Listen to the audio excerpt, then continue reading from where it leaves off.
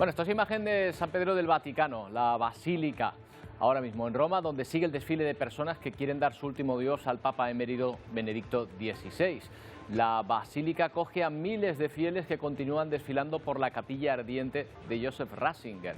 160.000 calculan las autoridades que han pasado ya por ahí y cuyo funeral se va a celebrar mañana. Será presidido por el Papa Francisco. La reina Sofía y el ministro de la Presidencia, Félix Bolaño, estarán hoy entre esos visitantes, aunque sin invitación oficial.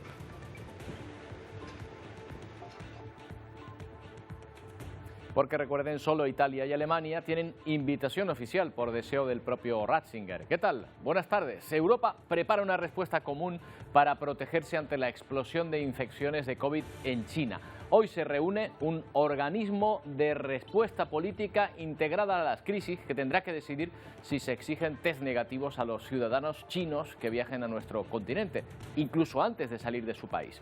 Volver a la mascarilla en los vuelos, un mayor control en los aeropuertos. Europa no se fía.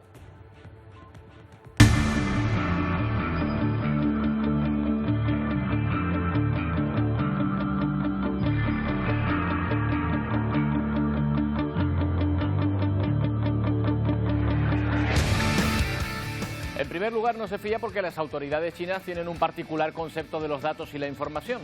Se cree que el número real de contagios es muy superior al reconocido por el régimen, pero también porque al ser tantos los contagios pueda surgir una nueva variante, justo en el país en que se detectaron los primeros casos de la enfermedad hace algo más de 3 años. Con sus hospitales colapsados, China protesta por estas medidas que ya han tomado algunos países, tratando de ignorar que su propio régimen acaba de abrir sus fronteras tras más de 1000 días herméticamente selladas a los viajeros extranjeros.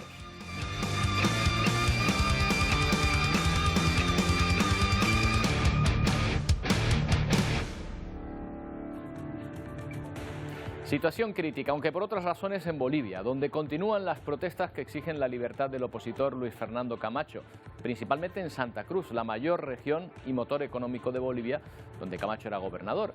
Preocupa sobre todo la situación del transporte completamente bloqueado. Una larga cola de camiones que, vista desde el aire, lo pueden observar, muestra las consecuencias que están teniendo estas manifestaciones que impiden la llegada de alimentos y mercancías a sus destinos.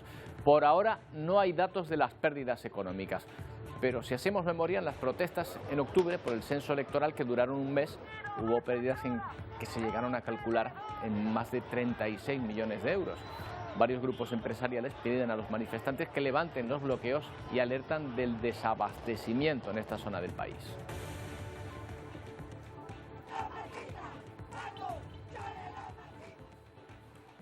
Rodrigo Eguino es periodista en este país. ¿Qué tal, Rodrigo? Buenas tardes. Roberto, muy buenas tardes. Saludos desde Bolivia, saludos a las Islas Canarias. Y bueno, tenemos que hablar de esta situación que está atravesando Bolivia, este país mediterráneo en Sudamérica. Efectivamente, Rodrigo, gracias por tu tiempo. Antes que nada, vayamos primero a las consecuencias del transporte. ¿Está habiendo algún tipo de desabastecimiento por este bloqueo? Bueno, Roberto, por el momento no hay desabastecimiento. Sin embargo, las carreteras que conectan la zona de Santa Cruz de la Sierra, que es la zona oriental tropical del país y gran productora de carne de res y carne de pollo, por ejemplo, granos como soya, están bloqueadas. En este momento, las salidas y llegadas hacia Santa Cruz de la Sierra que conectan a todo el país de Bolivia están bloqueadas debido a la detención del gobernador de Santa Cruz, Luis Fernando Camacho. Hoy estamos ya ingresando al 8º día de manifestaciones en esta región. Y bueno, ya el Comité Cívico, que es el Comité Ciudadano en Santa Cruz, ha anunciado y ha pedido a los empresarios no enviar alimentos al interior del país hasta que se libere al gobernador Luis Fernando Camacho, que está acusado y está siendo procesado por el caso Golpe 1, lo que sucedía ya en el año 2019 durante las elecciones. Por una parte se denunciaba fraude y Evo Morales, presidente y candidato en ese momento, renunciaba. Posteriormente se ingresa a un gobierno de transición, al cual lo denomina el oficialismo un gobierno golpista, el de Yanine Áñez. Sin embargo, hay dos posiciones que están marcadas y claramente definidas. Unos piden la liberación de Luis Fernando Camacho, que es la derecha, por así decirlo, la derecha católica en el país, y por otra parte, lo que es el oficialismo y los sectores sociales que piden la detención y que piden el encarcelamiento de Luis Fernando Camacho por las más de 30 muertes suscitadas durante el año 2019, durante los conflictos sociales, durante esto que fue denominado fraude, pero también golpe, viéndolo desde las distintas perspectivas. Aunque es verdad que los observadores internacionales, en el caso de cuando se acusó a Evo Morales, sí respaldaron que había habido fraude, Rodrigo. Claro, y existen dos posiciones muy marcadas en el país y también observadores internacionales que, por ejemplo, llegaron en su momento e incluso emitieron un informe de qué fue lo que sucedió. Hasta el momento, dentro de Bolivia no existe un proceso como tal que diga que sí, existió un fraude electoral en ese año. Sin embargo, lleva su curso el proceso por el caso Golpe 1, en contra de Yanine Áñez y también Luis Fernando Camacho, gobernador de Santa Cruz, quien es acusado de terrorismo. Actualmente él está con detención preventiva en la cárcel de máxima seguridad de Chonchocoro, en el altiplano boliviano, al otro extremo del país. Luis Fernando Camacho es del oriente, de Santa Cruz de la Sierra, y actualmente está cumpliendo detención en Chonchocoro, acusado de terrorismo, justamente. Una última cuestión, Rodrigo, porque ya veo que las posiciones están muy polarizadas, pero también se están produciendo enfrentamientos en las calles entre manifestantes y policía. ¿Se teme que haya un estallido de violencia? ¿Ha habido algún caso ya? Bueno, ayer hemos vivido la séptima velada, la séptima noche de enfrentamientos en Santa Cruz de la Sierra. La detención de Luis Fernando Camacho sucede el 28 de diciembre. A partir de ese día, los ciudadanos salen a las calles y se han registrado enfrentamientos con la policía. Se han quemado instituciones como impuestos nacionales, se ha quemado incluso la casa de uno de los ministros, del ministro de Obras Públicas en Santa Cruz de la Sierra. Y asimismo hay dos bandos que están claramente identificados, por así decirlo y así definirlos, que son los ciudadanos que piden la liberación de Luis Fernando Camacho y la policía que está evitando que se propasen y que se quemen más instituciones. Por el otro lado, en La Paz y en otras regiones del país no existen enfrentamientos, pero sin embargo existen protestas y manifestaciones de ambas partes, quienes piden la liberación del gobernador de Santa Cruz y quienes piden cárcel para el gobernador de Santa Cruz por las más de 30 muertes en el año 2019. Rodrigo Eguino, periodista allí en Bolivia. Esperemos que se solucione pronto esta situación. Muchas gracias por atendernos, Rodrigo. Muchísimas gracias, Roberto. Un gran saludo para España y especialmente para las Islas Canarias. Aquí atentos para brindarles información. Un saludo.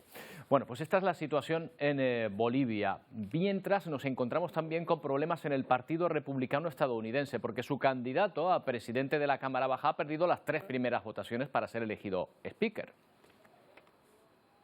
The ayes have it. The motion is adopted. The House stands adjourned until noon tomorrow. Y la sesión, ahí lo escuchaban, pues se ha trasladado hasta hoy. Esto es algo que no había ocurrido en 100 años y va a obligar a celebrar nuevas rondas de votaciones hasta que alguien logre una mayoría. Se las prometían felices los republicanos con su mayoría en esa Cámara, pero 19 de sus representantes dieron la espalda a Kevin McCarthy en la primera y segunda votación. En la tercera aún sumó más noes. McCarthy dice que está a la espera de otra alternativa viable, dispuesto a presentarse una y otra vez. El caso es que este bloqueo impide que la Cámara comience a funcionar oficialmente.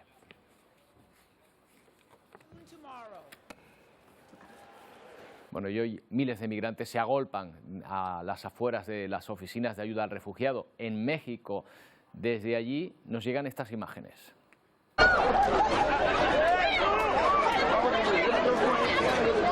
Enormes aglomeraciones ante la negativa de las autoridades a atender a esa gran cantidad de gente. Hubo un amago de estampida en los accesos al centro de atención.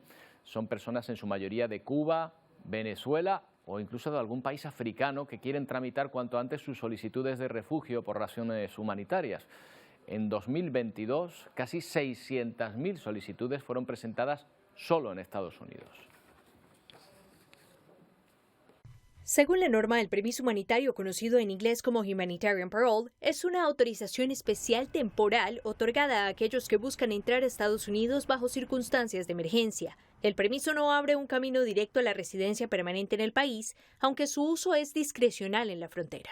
Hasta mediados de la década de los 1900, inicios de los 2000, el 98% de los que cruzaban la frontera suroeste eran jóvenes varones solteros que intentaban evitar a la patrulla fronteriza y encontrar trabajo en Estados Unidos. Un perfil de migrante que ha cambiado debido al cada vez mayor número de mujeres que llegan a la frontera, muchas con una meta pero sin la información adecuada sobre los procesos migratorios en vigor. Tenemos que dormir aquí en el aeropuerto, no tenemos un hotel, ni dinero, ni comida para mi hijo. Durante el año fiscal 2022, comprendido hasta septiembre del año pasado, se presentaron 598.378 solicitudes relacionadas con este proceso, pero solo poco más de la mitad fueron aprobadas según datos oficiales. La medida cobija a aquellos que bajo otras circunstancias no serían admitidos para permanecer en el país de manera temporal. Y hoy ha fallecido a los 95 años el histórico dirigente de UGT, Nicolás Redondo. Fue secretario general de este sindicato durante casi 2 décadas, desde 1976 hasta el año 94. Antes había sido detenido varias veces por su militancia en el PSOE, un partido que también llegó a dirigir justo antes de dar el relevo a Felipe González. Pese a esa raíz socialista, fueron notables sus enfrentamientos con las políticas económicas del gobierno del propio González, llegando a impulsar 3 huelgas generales contra él. La capilla ardiente de Nicolás Redondo está ya abierta a esta hora en la sede de UGT en Madrid.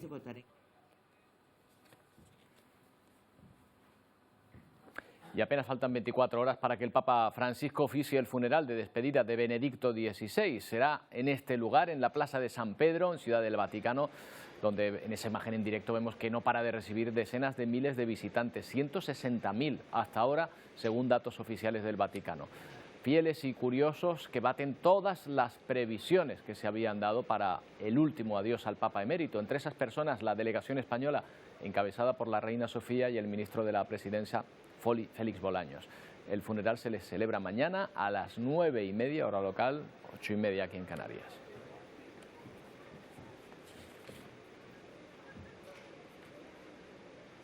Bueno, un acontecimiento que sigue siendo noticia, esa fiesta ilegal en una localidad de Granada, en donde al menos han parado, dicen, para limpiar. Pero parece que la fiesta continúa. En estos días lo han hecho de forma definitiva, han continuado. Por el momento ya van 6 días de música electrónica en un descampado que han convertido en casi una ciudad.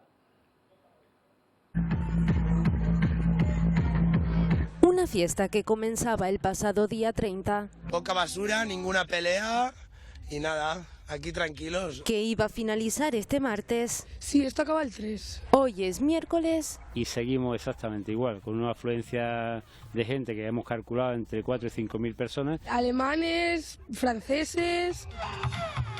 Lejos de parar, la música continúa atrayendo a más gente. Al final es música techno, que cada uno tiene su propio colectivo y su propio sound system.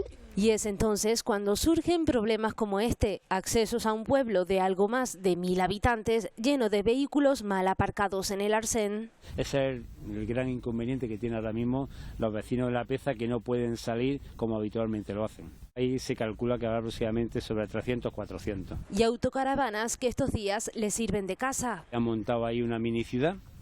Con todo, hay todo tipo, hay escenarios, hay panadería, pizzería, bares, tiendas de ropa, masajes, o sea, hay absolutamente de todo. Yo cuando lo visité me quedé bastante sorprendido. Y hay muchos que ven lo positivo y piensan que de no ser por esta celebración, el nombre de La Peza en Granada continuaría pasando desapercibido. Por eso les agrada la idea de que estos días sea la localidad con más fama de España. La verdad es que sí, todos conocemos La Peza precisamente por esta noticia en los últimos días. Vamos a preguntar la última hora a Rocío Amores, que está en los alrededores de la fiesta ilegal. Cuéntanos, Rocío.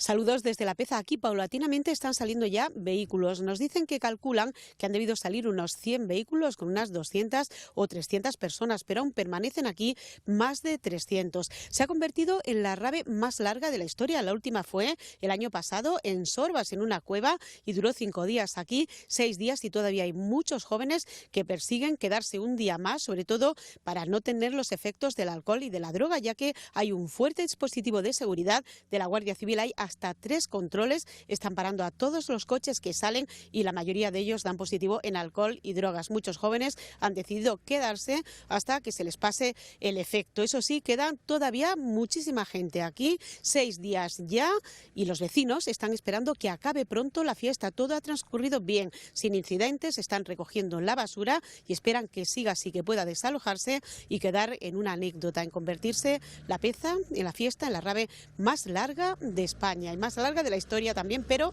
sin incidentes. De momento saliendo paulatinamente los vehículos. Bueno, pues parece que poco a poco se va desalojando ya por fin la fiesta. Hablamos con Fernando Álvarez, que es alcalde de La Peza. ¿Qué tal, alcalde? Buenas tardes. Hombre, buenas tardes, Roberto. Bueno, le habían dicho que ayer se terminaba, después que hoy, parece que hoy ya sí, se va a parar. Bueno, hoy cuando estábamos allí sobre las 11 de la mañana nos quedamos un poco sorprendidos. Se cortó la música, apagaron los altavoces y ahí se quedó la historia, parece ser. Claro. Inmediatamente empezaron a desmontar el escenario, empezaron a salir gente, todo tipo de vehículos y estamos contentísimos. Bueno, por lo menos ya se va terminando. Hombre, ha servido para poner La Peza en el mapa, porque muchos no conocíamos este pueblo pequeño de la Sierra Granadina. Ya sabemos que tiene bellos paisajes, que es un entorno rodeado de naturaleza, pero cuéntenos qué problemas son los que está generando para los vecinos principalmente. Bueno, los principales, bueno, diría que casi el único problema que ha habido, que ha sido un problema bastante serio, ha sido la viabilidad de salir y entrar en La Peza. Las carreteras estaban copadas, había muchísimos coches, estamos hablando de 300, 400 vehículos aparcados en los arcenes de las carreteras que acceden al pueblo, además de los controles establecidos por la Guardia Civil, con lo cual entrar y salir de la población ha sido un poco dificultoso, en algunos momentos puntuales era inviable tanto entrar como salir, pero ha sido un inconveniente que lo hemos sobrellevado. Y poco más puedo decir, porque además de ese, el ruido ha sido soportable, hay una distancia aproximadamente unos 2 kilómetros en línea recta, y la música llegaba ya muy amortiguada. Hombre, molesta un poquito, pues sí, son 24 horas de chin chin pum, que hasta ahí, bueno, pues molesta un poquito, pero bueno, todo vamos a ser razonables. Me imagino, me llama la atención, alcalde, lo rápido que montaron esto, porque ustedes se lo encontraron casi de un día para otro, ¿no? Bueno, es que realmente yo estoy casi por contratarlos para que nos monten nuestras fiestas, porque si nosotros tardamos un mes y algo en solicitar permiso, en los boletines eléctricos, en 1000 cosas, ellos tardaron 3 minutos en montarlo, nos hemos asombrado. O sea, en la tarde del viernes, el día antes no había nada, y la tarde del viernes ya estaba todo montado. Bueno, pues, alcalde, es verdad que ha servido para poner La Peza. Yo creo que más de uno nos lo hemos apuntado para nuestra próxima visita a Granada. Pero mire, a lo mejor le da la vuelta al tema y el próximo año organiza una fiesta de este tipo allí en la localidad. Bueno, la feria según nos vaya, ¿no? Porque esto ya hay que tener un planteamiento, tendremos que ver las posibilidades que tenemos. O sea, yo no dejo nada ahí, pero caben todas las posibilidades. Lo que sí está claro, y vamos a ser razonables también en ese aspecto, es que no han puesto en el mapa, efectivamente. Quien ha elegido el lugar, evidentemente, no se ha equivocado. Un lugar privilegiado, unas vistas magníficas, y encima estamos en el geoparque de la Sierra Norte de Granada, con unas vistas a Sierra Nevada espectaculares en su cara norte. Es una zona desconocida, pero sumamente interesante en muchos niveles, en muchos aspectos. Bueno. Geológicos, en pistas, o sea, es una zona muy buena, pues esta gente no iba descaminada cuando ha elegido. Bueno, pues le alabamos el gusto por haber elegido esa zona, esa localidad, y que afortunadamente todo quede en una anécdota. Señor alcalde, muchas gracias por habernos atendido. Buenos días. Gracias a ustedes por haberse interesado por el tema, y buenas tardes. Muchas gracias. Hasta luego. Adiós. Buenas tardes. Bueno, pues ahí está, la última hora en torno a esa fiesta rave, bueno, la más larga seguramente de las que se están celebrando desde el día de Navidad. La violencia desatada en el último motín en una cárcel mexicana ha acabado con el traslado de presos y la detención del hasta entonces director del centro. El avión de la Guardia Nacional esperaba de esta forma a los reclusos que iban esposados mientras se producía ese traslado. No se sabe nada de los 25 reos fugados, entre ellos un hombre condenado a más de 200 años de cárcel. En el ataque armado fallecieron 17 personas, entre reclusos y agentes de seguridad.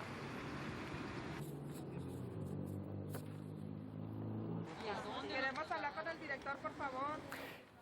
A China no le gustan las medidas que están tomando otros países restrictivas con sus viajeros. De hecho, el Ministerio de Relaciones Exteriores condena lo que considera prácticas discriminatorias en torno al COVID-19 que están imponiendo cada vez más países a los que proceden de allí. Mao Ning, ahí la tienen, ha asegurado que estas restricciones no deben usarse para manipular políticamente y que deben afectar a los intercambios y la cooperación normal entre las personas. Ning duda además de que tales restricciones estén fundamentadas científicamente.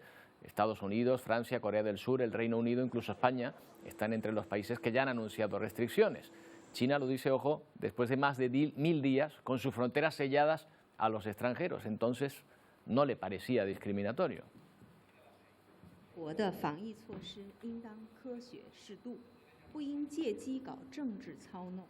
Y es que Europa prepara una respuesta unificada. Los 27 países de la Unión deciden hoy si se adoptan medidas conjuntas de control de COVID para los viajeros que lleguen de China, ante las recomendaciones de los expertos sanitarios por la ola de contagios. Adai Domínguez, restricciones que el gobierno español, por ejemplo, ya está aplicando. Sí, aunque ya estaban en vigor, este mismo miércoles han sido publicadas esas restricciones en el Boletín Oficial del Estado por parte del Ministerio del Interior. ¿Y qué medidas son las que ha adoptado España de restricción a los viajeros procedentes de China? Pues básicamente que estos viajeros tengan en su poder el certificado de vacunación frente a la COVID-19. Mientras tanto, los 27 países miembros de la Unión Europea deciden este mismo miércoles si adoptar un paquete de medidas de manera coordinada, tal y como les están aconsejando los sanitarios, los expertos sanitarios europeos. Tales medidas serían, por ejemplo, implementar unas recomendaciones de higiene personal a esos viajeros que incluirían el uso de las mascarillas en esos vuelos, analizar las aguas residuales de los aviones, impedir la entrada de nuevas variantes de COVID-19 en los aeropuertos y hasta incluso una mejor secuenciación. En los últimos días, países, ya lo decías Roberto, como Italia, España, Francia, Estados Unidos, India, Reino Unido, Australia o Japón han anunciado nuevas restricciones a esos viajeros, así como pruebas PCR. Incluso Marruecos va más allá y ya ha impedido la entrada en el país a estos viajeros procedentes de China. Bueno, pues ahí está el miedo al COVID en un invierno en el que están conviviendo bastantes enfermedades infecciosas. Lo tenemos en nuestro país, pero también en otros países de Europa. Vamos a hablar de ello con Víctor Jiménez, que es catedrático de microbiología de la Universidad Complutense de Madrid. ¿Qué tal, señor Jiménez? Buenas tardes. Buenas tardes, Roberto, desde la península. ¿Qué tal? Muy bien, oiga, dudo que haya alguien que no tenga familiares, amigos, que ahora mismo esté pasando un proceso infeccioso, respiratorio. Parece que hay una alta incidencia. ¿Cuáles serían las principales infecciones respiratorias que estén ahora conviviendo con nosotros? Bueno, como todas las estaciones frías, ¿no? Como todas las temporadas de invierno, pues tendremos gripe, que bueno, todavía probablemente suba la curva de gripe en los meses más duros del invierno. Tenemos pues los clásicos virus respiratorios de tipo rinovirus, adenovirus. Tenemos el virus respiratorio sincitial, sobre todo en bebés de corta edad, sí. Y tenemos la COVID-19, por supuesto, el coronavirus, y otros coronavirus también que circulan siempre todos los inviernos como virus catarrales. Vaya menú. Ha hecho referencia a la normalidad del invierno, pero este invierno no ha sido normal, ha sido especialmente cálido, o sea que la cosa puede empeorar todavía cuando bajen las temperaturas. Bueno, sí, las temperaturas bajas siempre pues disminuyen las defensas de las vías respiratorias y nos comprometen un poquito, nos exponen más a los virus respiratorios, pero realmente el hecho de que haga unos pocos grados más o unos pocos grados menos para estas infecciones estacionales pues es un poco una cosa secundaria, porque son más bien nuestras costumbres, de cómo nos reunimos en interiores, etcétera, lo que favorece también la diseminación de estos virus. Me va a disculpar ahora si le pregunto algún disparate. Son ideas que me surgen en torno a la convivencia de tantos virus. Por ejemplo... No te preocupes, no pasa nada. ¿Nos podemos contagiar de dos cosas a la vez? ¿Nos podemos contagiar a la vez de gripe A y de gripe B o de COVID y de gripe A? Sí, claro. Podemos tener la mala suerte de contagiarnos de varias cosas a la vez. A ver, cuando tenemos una infección, normalmente el sistema inmunitario está alerta, lo que se llama el sistema de alerta antiviral está estimulado y, bueno, pues eso nos hace más fuertes frente a otras infecciones. Pero sí que nos podemos coinfectar. De hecho, hay estudios que, bueno, pues demuestran que cuando te has infectado con COVID y te coinfectas, por ejemplo, con gripe o con adenovirus, pues eso aumenta las posibilidades de intubación y de mortalidad en las personas que tengan un COVID, sobre todo un COVID severo. Y también puede ocurrir que sufras una detrás de la otra. Normalmente, por ejemplo, la gripe se sabe que te deja las vías respiratorias bastante tocadas, ¿no? Entonces, eso te expone a sufrir infecciones secundarias, ¿no?, durante un tiempo por otros virus. Entonces, pueden solapar o pueden, digamos, sufrirse una detrás de la otra en el tiempo. Claro, porque si van muy seguidas, normalmente el cuerpo a lo mejor de alguna manera se inmuniza, pero si van muy seguidas, claro, se encuentra con unas defensas agotadas, por así decirlo. ¿Es así? Bueno, se inmuniza respecto al virus que has sufrido y que has superado, pero sigues expuesto frente a otros tipos de virus, frente a los que no tienes todavía una inmunidad desarrollada. Hablando del COVID, Víctor, estábamos hablando antes de los controles que se están desarrollando en frontera por parte de España respecto a a los pasajeros que puedan venir de China. ¿Para usted es una medida eficaz frente al COVID desde un punto de vista médico? Hombre, a ver, vamos a ver, esto es complejo.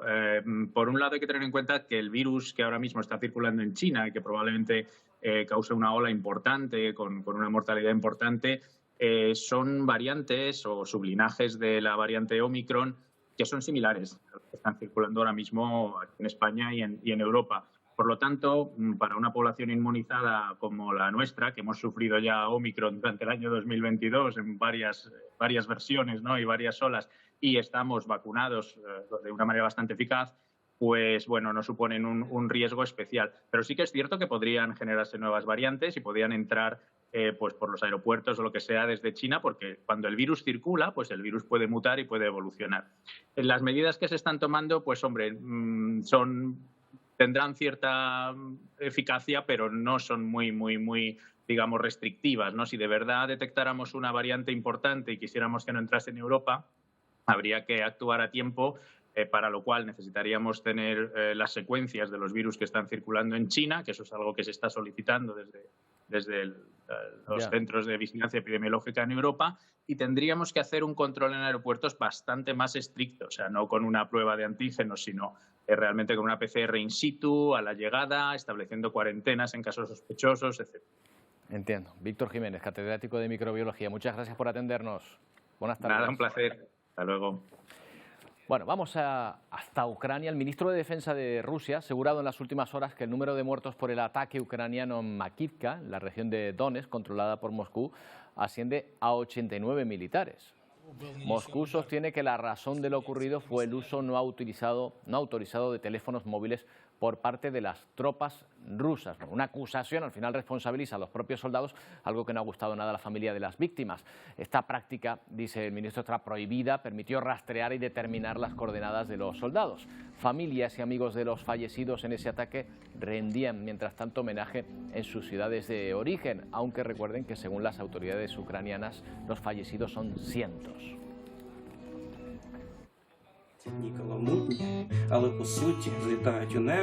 Bueno, esta es una cara amable que hemos querido mostrar de la misma guerra. Un vídeo que se ha hecho viral con este militar del ejército ucraniano cantando una canción a su bebé recién nacido, apoyado en su guitarra, mecido casi por ella, ¿verdad?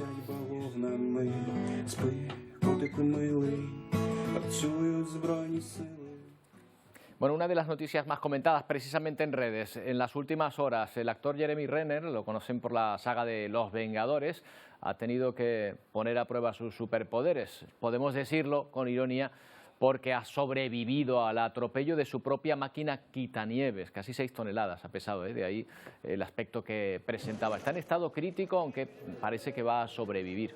Es la foto esa que ha compartido en sus redes sociales desde el hospital que había llegado, según su agente, como decimos, en estado crítico. Una imagen tranquilizadora dentro de la gravedad, en la que además el actor agradece el apoyo de sus seguidores. Bueno, estos California estos días se recuperan de las inundaciones que han dejado 2 fallecidos e importantes destrozos, 100.000 hogares sin luz y numerosos cortes de carretera. Esta tormenta ha alargado el histórico temporal invernal que dejó el fin de semana de Navidad a 240 millones de personas con temperaturas árticas. Y ojo, porque los meteorólogos alertan de una potente borrasca que llega a la costa oeste de Estados Unidos. Bueno, esta es otra imagen curiosa. En el Rally Dakar suelen tener muchos problemas, pero casi nunca por inundaciones o por lluvias. Esto es en Arabia Saudí. Bueno, pues la tercera etapa, ya ven, la que se disputaba ayer, interrumpida por las riadas tras las fuertes lluvias en una zona donde casi nunca llueve. Enseguida llega Telenoticias 1 y después a las 4 de la tarde la Tierra y el Sol estarán en su momento más cercano de 2023. Se conoce como el perihelio, el punto de órbita de la Tierra en que más se aproxima al Sol. Acuérdense de mirar al exterior. Les dejamos, volvemos mañana a partir de las 2. ¡Feliz día!